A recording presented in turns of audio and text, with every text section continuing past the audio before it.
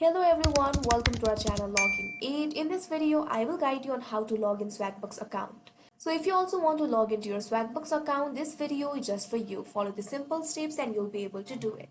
So first of all, what you have to do is launch open any browser of your choice. You can see over here, I've opened Google Chrome. Now click on the search bar and type in www.swagbucks.com, press enter. Now you can see over here you'll be led to the official website of Swagbucks. You can create your account from Google, Apple, or you can also continue with email. If you have already created your account, simply click on the option login that you can see right over here.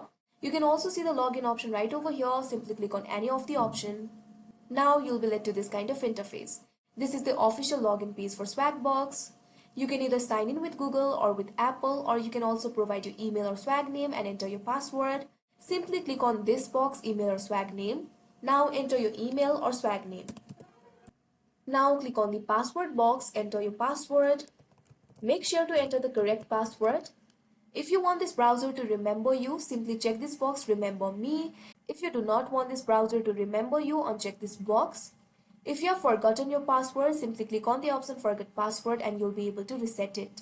After you've provided your credentials, all you have to do is click on the sign in option that you can see right over here.